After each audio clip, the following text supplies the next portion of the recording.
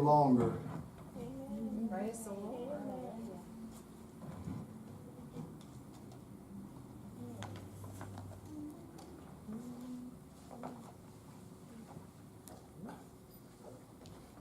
Shabbat Shalom. Shabbat Shalom.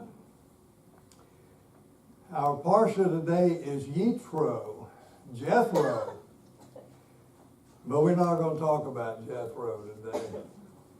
But if you've read the Parasha, you know what was said about him. He came and brought Moses, his sons and wife with him, and then he gave him some good advice about how to break the group up into different leaders so that they could consult with and help to solve the problems of a large group of people. Apparently before that, Moses was trying to do it all by himself. And if you can imagine, you know, maybe there are 1 million people there, and that's a lot of people to keep up with.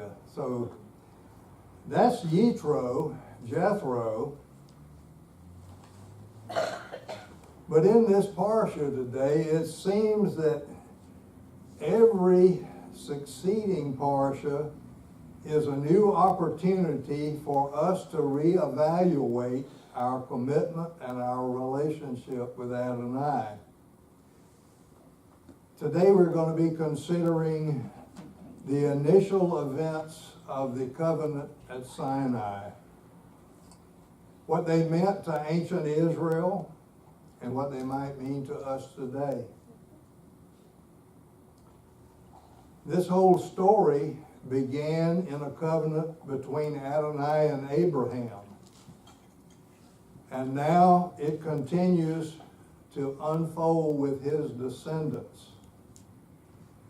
In our Parsha this week, Israel is approaching Har Sinai, the mountain, Sinai, where Adonai will cut his second covenant with Israel. And this covenant, called the covenant at Sinai, or the Mosaic covenant, is the perfect covenant for what Adonai is doing on the earth at that time. It included an open invitation for anyone from the surrounding nations, the Gentiles, to join Israel and to become covenant partners in the covenant which Adonai was about to make with them.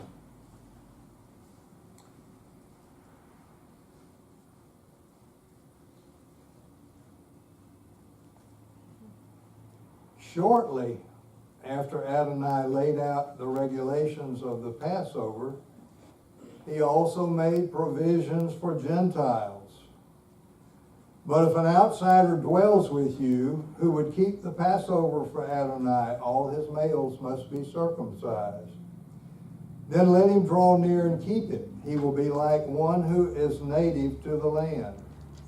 But no uncircumcised person may eat from it. The same Torah applies to the native as well as to the outsider who dwells among you. So that was the provision that the Lord made for those from the nations who were with them. And what we see is apparently many Gentiles did join Israel, because it says here, also a mixed multitude went up with them, along with the flocks, herds, and heavy livestock. We don't know how many Gentiles were among that body of people, but the same Torah, including the same laws, would become binding upon the Gentiles who had joined themselves to Israel. Now, this covenant, which Adonai was about to make with Israel, was based upon blood, based upon the life-giving substance which is found in both men and animals. And the covenant itself was to be established by the shedding of the blood of innocent animals. And every member of ancient Israel would also have to cause innocent blood to be shed to cover their own sins. Every person would be responsible for some animal dying. Adonai's covenant was based upon the shedding of blood as a means by which he would not see the people's sins. For the life of the creature is in the blood, and I have given it to you on the altar to make atonement for your lives, for it is the blood that makes atonement because of the life. And the blood covered the sins and separated them from the holy God who could not look upon sin. And this system, which Adonai established, continued with blood sacrifices for millennia, for thousands of years.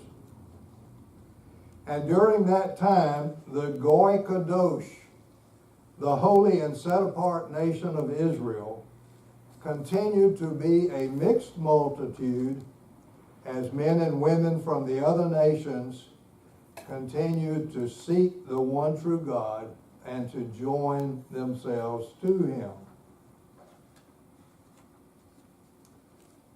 As Israel was approaching Mount Sinai, they were literally clueless about what was about to happen. They were understandably confused. They had been chased by Pharaoh. They had faced hunger and thirst.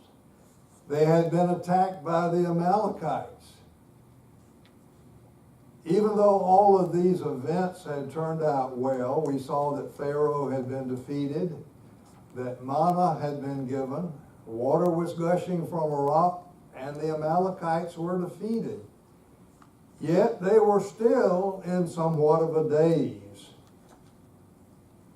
They still didn't know what Adonai's plans were for them. They knew that they had been saved in a number of situations. As we know today, saved by his grace and not by their merit. People say there's no grace in the, quote, Old Testament. There's a lot of grace. A lot of it happened between Egypt and right now. All of this was done by Adonai's grace. But what was about to happen now? It was at this time that Adonai told Moses to say to Israel, "Now then, if you listen closely to my voice and keep my covenant, then you will be my own treasure from among all people, for all the earth is mine. So as for you, you will be to me a kingdom of Kohanim," that is, a kingdom of priests, "and a holy nation." Now they knew. Adonai was calling them a segula, a particular possession, a special treasure among the nations. And he had given them a calling. They were to be a mamlikot hakohanim, a kingdom of priests.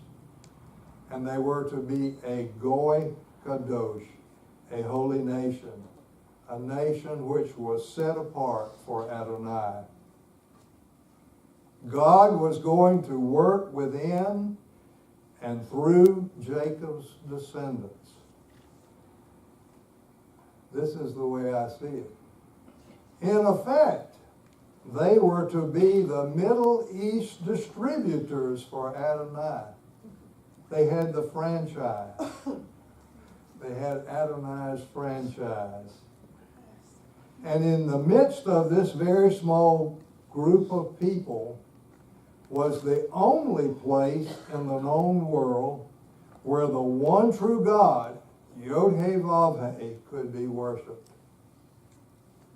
And Jacob's descendants, the 12 tribes, were now called upon to be Adonai's ministers to everyone else.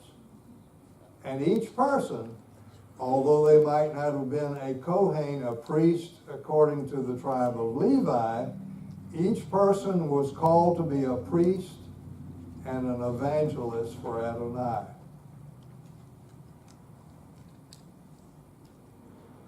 So the people prepared themselves for what was to come next. And they agreed in advance to what Adonai would ask of them. So Moses went, called for the elders of the people, and put before them all these words that Adonai had commanded him.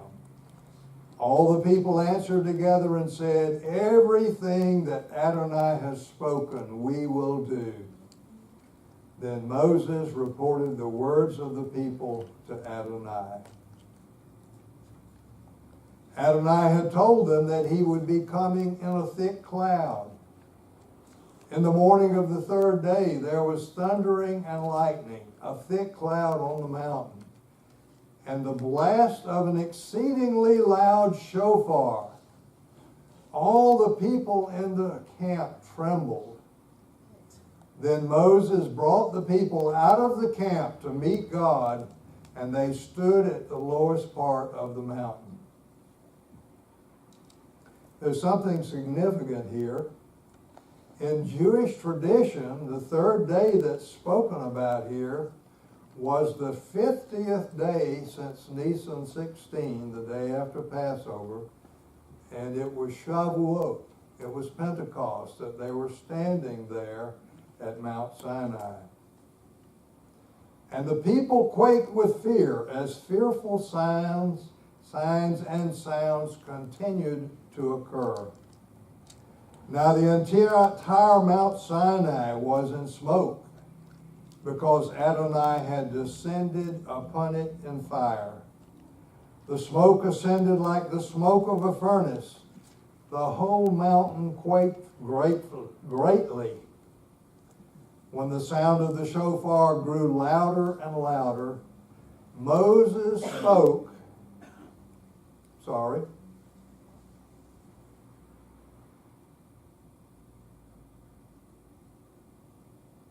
And God answered him with a thunderous sound. Can you imagine being there? Just think about standing at Mount Sinai with all of this going on, hearing the sound of a shofar coming from no place. You can see no shofar. You hear the sound, and it gets louder and louder. Now, the Hebrew actually said that God answered Moses b'kol, with a voice. Now, the translators of the Tree of Life version and other versions have chosen to translate the Hebrew word meaning voice, kol, with the word sound. But the word voice may actually be more appropriate. There's an ancient Jewish midrash which says that when Adonai spoke, the sound of the shofar, which was his voice, split into 70 different voices or 70 different languages. And according to this tradition, Adonai made the offer of Torah here at Mount Sinai to all the nations of the earth, not just Israel. And the idea of 70 different nations is based upon the number of the descendants of Noah's sons, which are listed in the book of Genesis chapter 10. You can go over there and count them. So this is what the rabbis say this is about. Well, whether this midrash is true or not, it is true. It is true that those from the other nations were invited.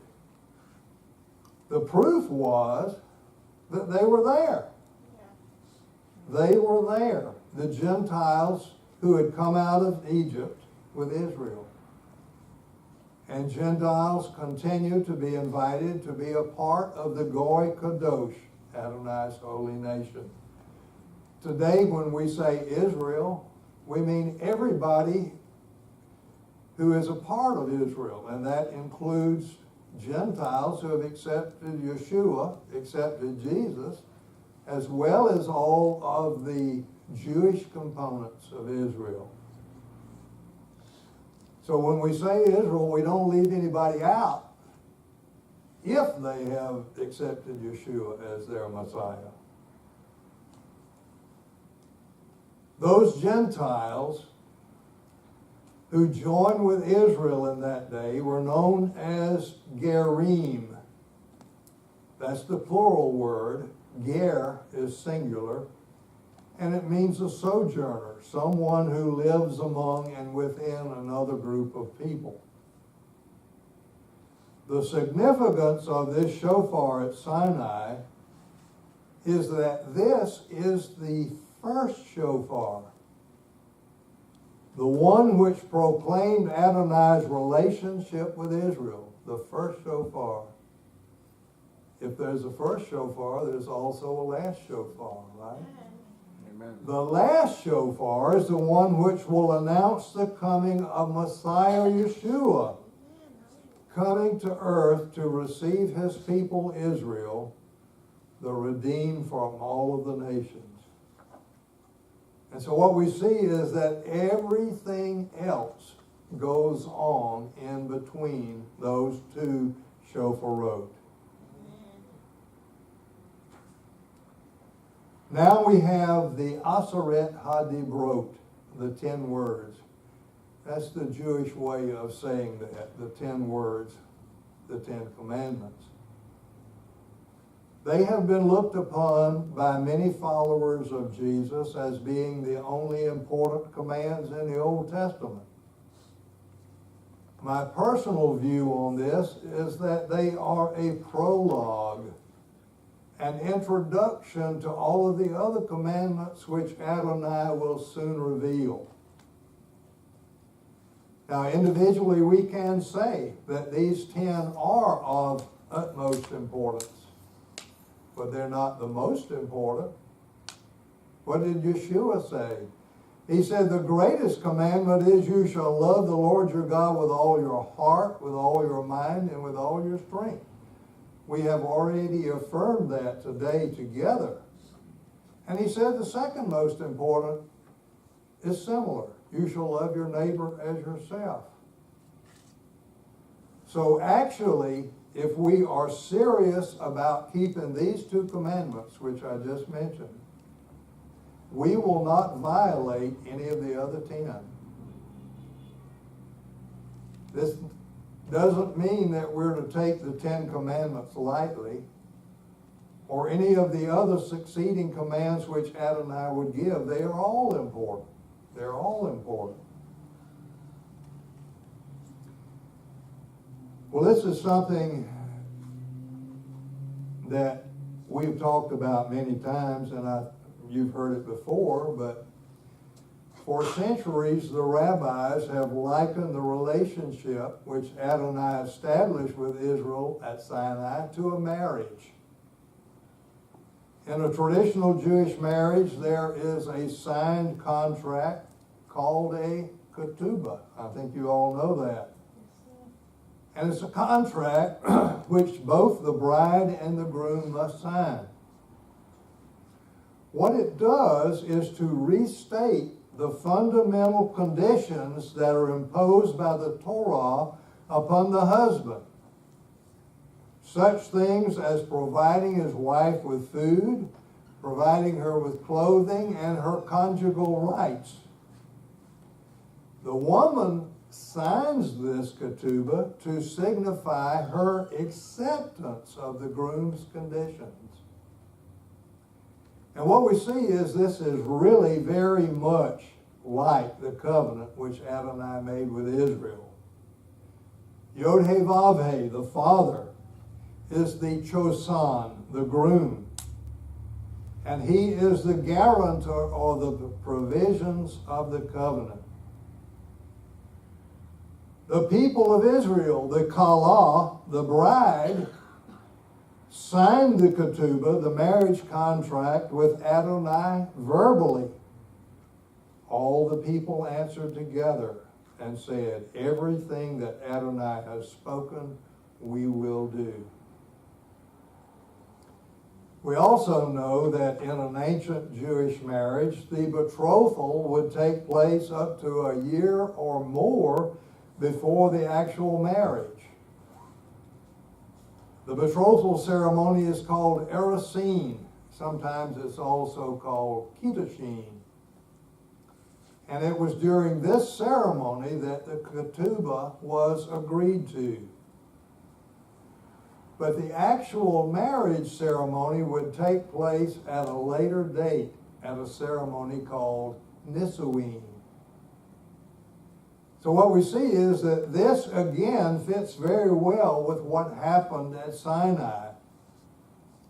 Adonai has betrothed us, Israel, to be his bride.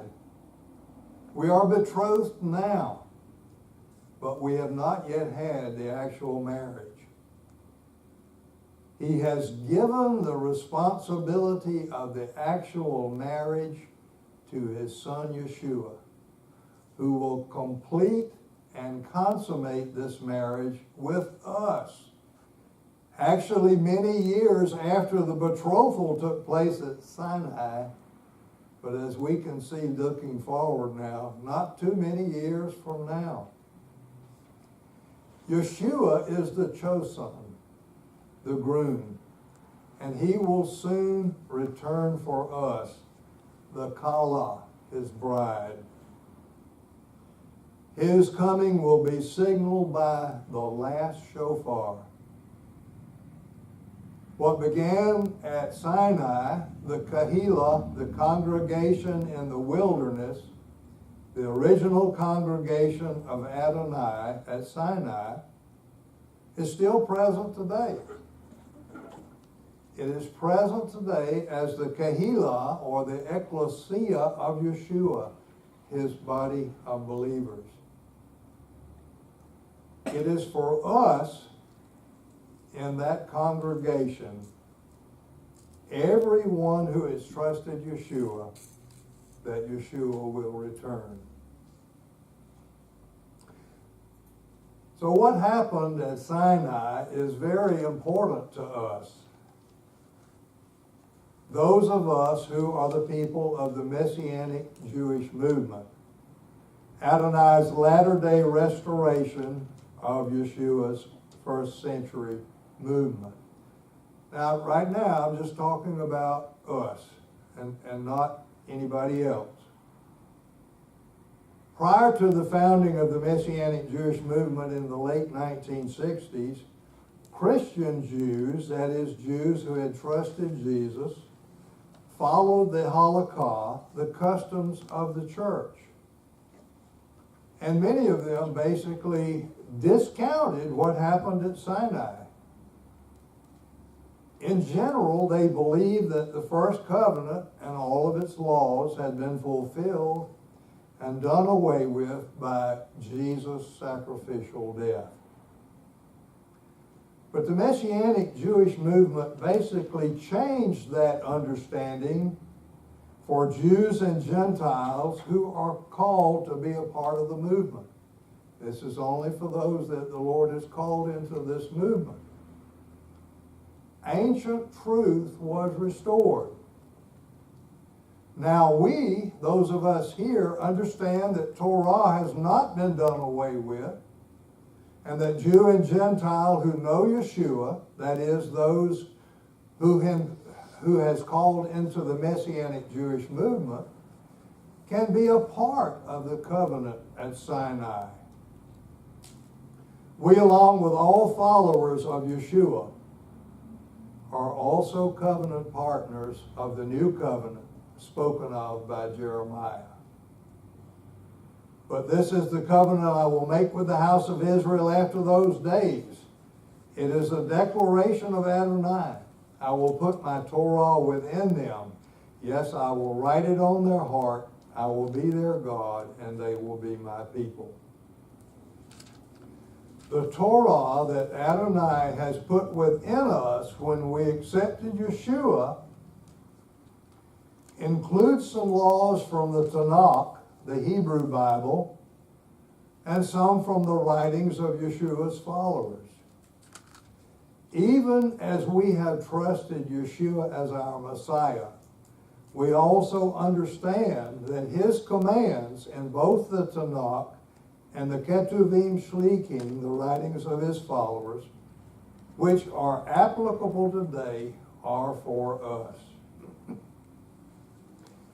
Remember now, I'm just talking about us. I'm not talking about anybody else. But which ones are applicable for us today? There are many commands which we can obey. But understand clearly that obeying them has nothing to do with salvation. Our obedience to these commands has everything to do with our love relationship with Yeshua. After we're saved, we want to obey because he has asked us to. So the question is, which are the commands that are for us today? We can find out what they are, but to do so, we have to go to the first century. We must see what happened after Yeshua died on the stake in the year 31. The main question is, what do we find his disciples doing after Yeshua's death? Well, probably what we would expect. To begin with, we found them witnessing to others. We found them praying for healing and those sorts of things. But they were also continuing to worship in the synagogues on Shabbat, to worship at the temple at festivals, and to worship at the temple even daily at the times of sacrifice and prayer. Nothing changed for them with regard to the Torah. God had not canceled Torah, and they understood that it was still in effect. And they were obedient to Torah commands, even though they had trusted Yeshua for their salvation. And you've probably read this before. During that time, we even have evidence of Shaul, Paul, seeking to become a Nazir. That is, he is taking part in a Nazirite vow, which included the offering of sacrifices. This is after Yeshua died.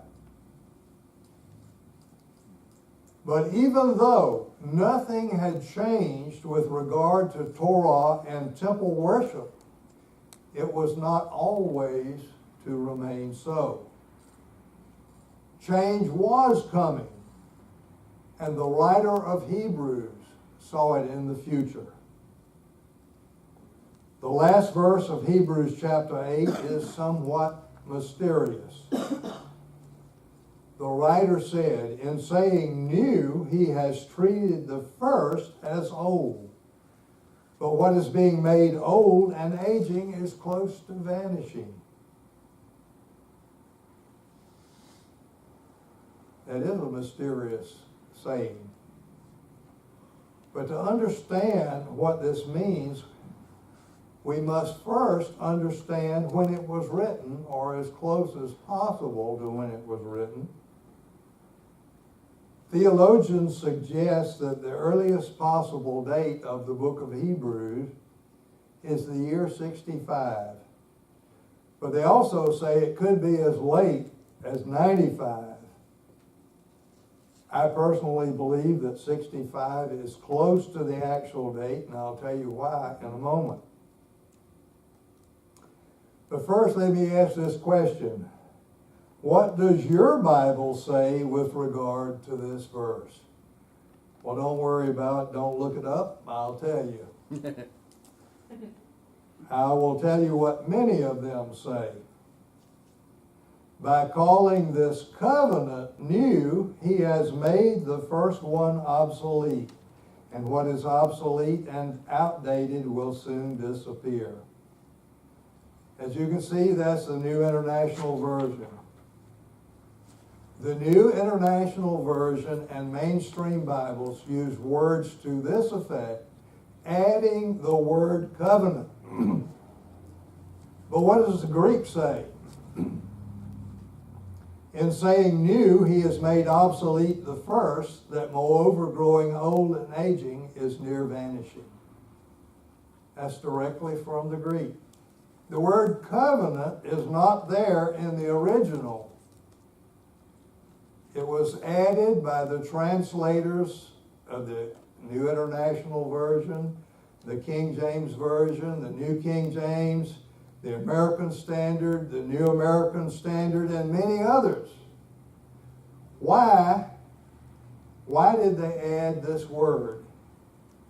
The answer is because they approached this verse with a bias. They knew what they wanted it to say. The translators of these verses are antinomian, against Torah, believing that all of it has been done away with.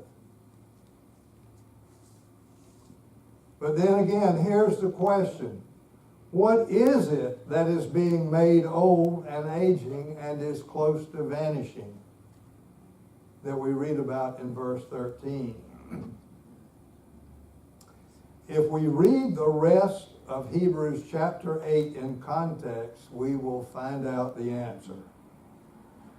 This chapter begins by speaking of Yeshua as our Kohen Gadol, our high priest, who has a more excellent ministry and who serves in the tabernacle in the heavens, the tabernacle made without hands.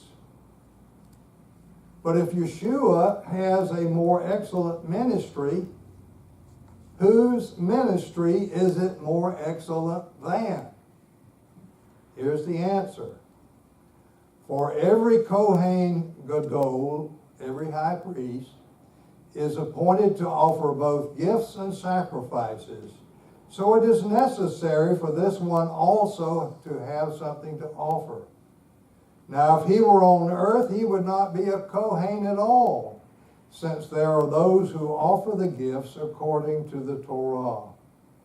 They offer service in a replica and foreshadower of the heavenlies, one that is just as Moses was instructed by God when he was about to complete the tabernacle. For he says, see that you make everything according to the design that was shown to you on the mountain. Well, let's clarify this. Yeshua is from the tribe of Judah and not from the tribe of Levi, the tribe of the priests.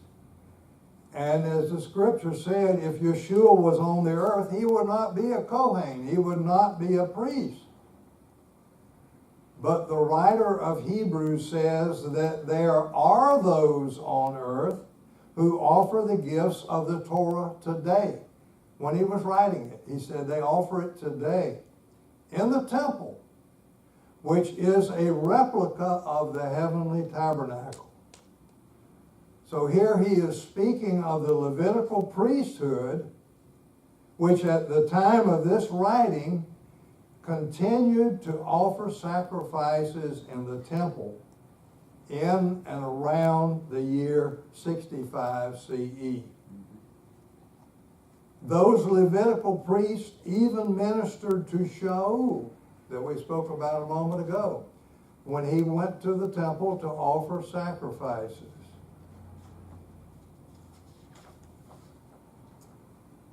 Next, we read this. But now Yeshua has obtained a more excellent ministry, insofar as he is the mediator of a better covenant, which has been enacted on better promises. Why is Yeshua's covenant better? It's better because of these things that we're going to read right here. How much more then has Yeshua become the guarantee of a better covenant? Now, on the one hand, many have become Kohanim. This is talking about the Levites, who through death are prevented from continuing in office. But on the other hand, the one who does remain forever has a permanent priesthood. Therefore, he is also able to save completely, not just cover for 1 year, but to save completely those who draw near to God through him, always living to make intercession for them. He sits at the right hand of the Father today, making intercession for us. For such a Kohen Gadol was fitting for us, holy, guiltless, undefiled, separated from sinners, and exalted above the heavens. He has no need to offer up sacrifices day by day, like those other Kohanim Gadolim, first for their own sins and then for the sins of the people. For when he offered up himself, he did this once for all. Now, all of these attributes which I have underlined were not possible by the human Kohanim. And that's what it means by a better covenant with better promises. Well, let's go back to verse 13. In saying new, he has treated the first as old, but what is being made old and aging is close to vanishing. So again, our question is, what is aging? Is it the covenant? I'll tell you, no, it is not the covenant. If you really stop and think about it, Yeshua made the new covenant to be in effect some 25 years earlier by a sacrificial death on the cross. In about the year 31, excuse me, the new covenant was put into effect. If it was the covenant at Sinai that was aging, that we're reading about here, the writer of Hebrews would have said, it has already vanished, would he have not? Not, it is aging and is going to vanish. Because if it was that covenant, it would have been done away when Yeshua died and brought the new covenant into effect. What is actually being made old, what is aging, and what is close to vanishing in approximately the year 65 CE is the Levitical priesthood, composed of the high priest and all of the priests serving in the temple. And along with that would vanish, when they vanish, all of those sacrifices which they offer. Torah relating to animal blood sacrifices and other temple practices were still in effect when this was written, but were close to vanishing. The writer of Hebrews saw into the future. Verse 13, which we just read, was a prophecy to Yeshua's followers of that day.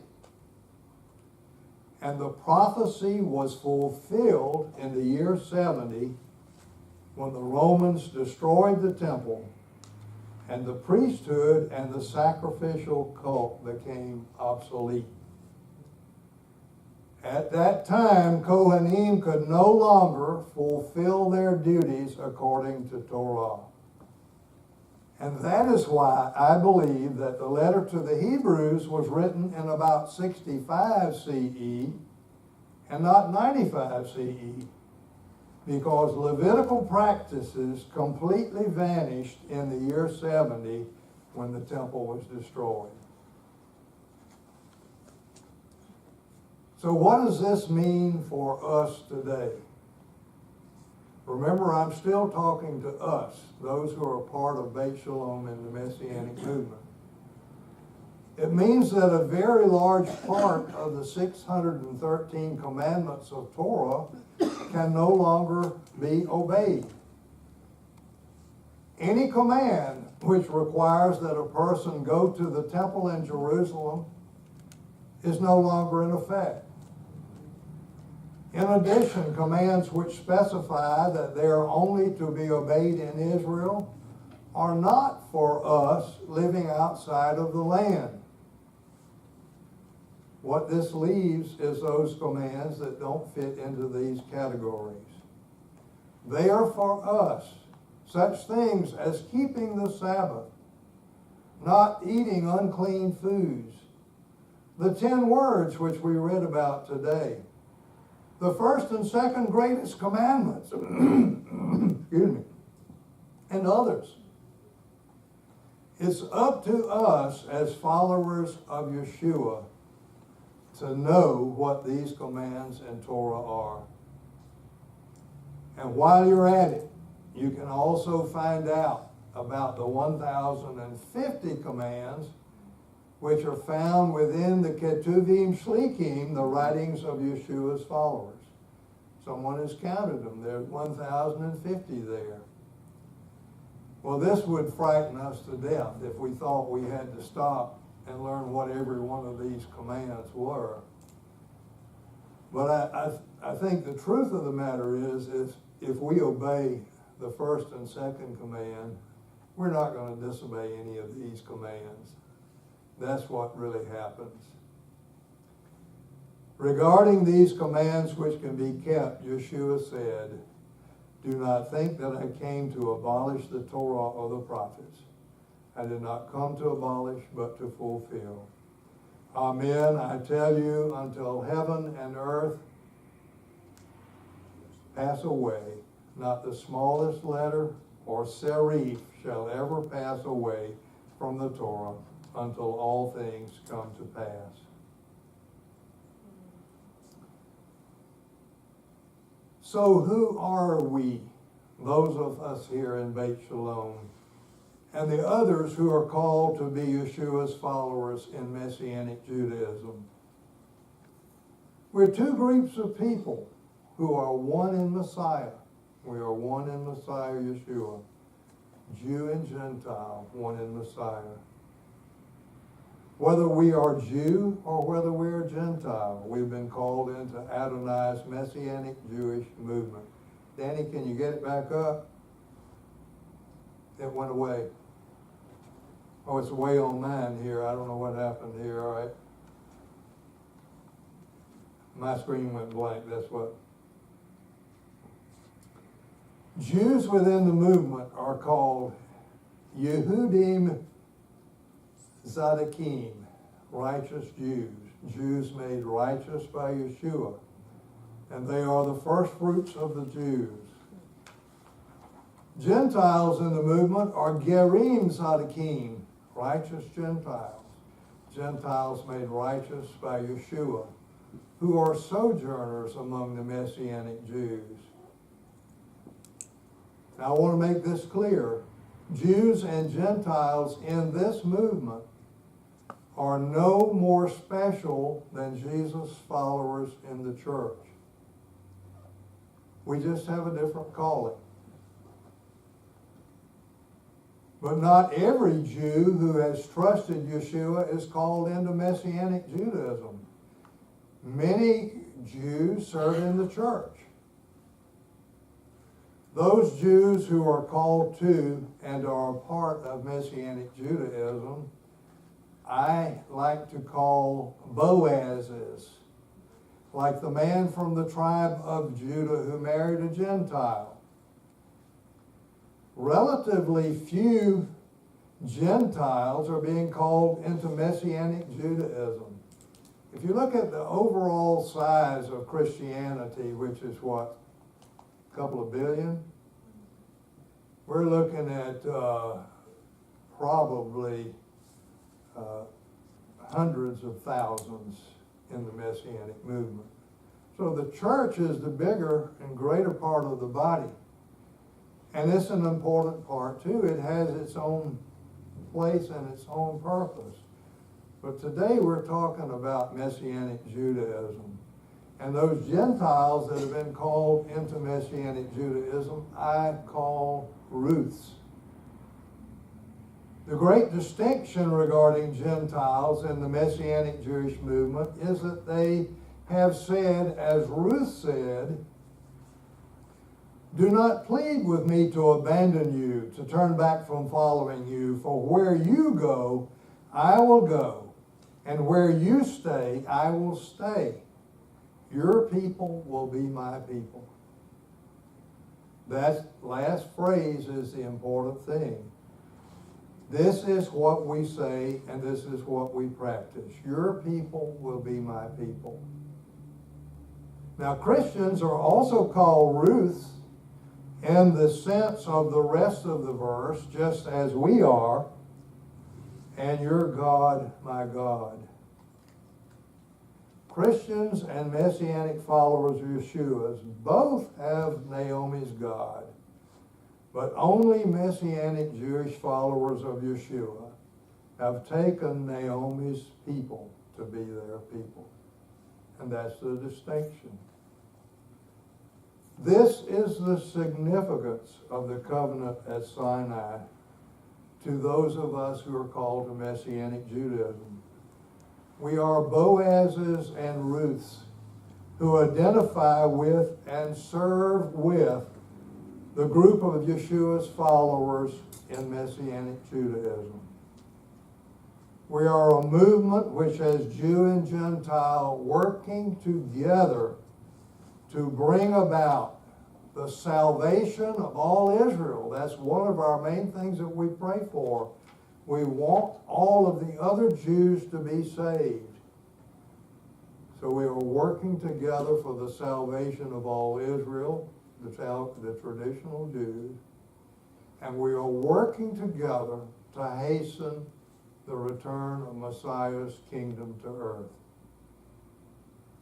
And as a group, we joyfully keep the commands which are available to us today, both those in the Tanakh and those in the Ketuvim Shlikim.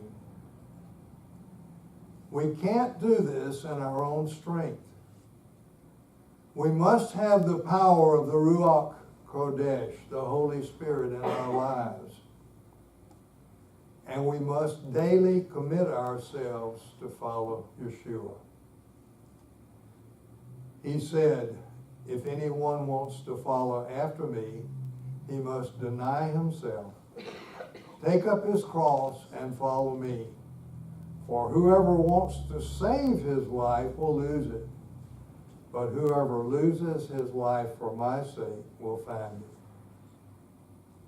We must choose to do his will, and we must choose to fit into his plans for us, rather than to follow our own plans and our own personal desires. By committing to follow him as Talmudim, his disciples, we save our lives. Where are you today? Have you chosen to take up your cross daily and to follow Yeshua? May he who causes peace to reign in the high heavens, let peace descend on us and all Israel. Shabbat Shalom.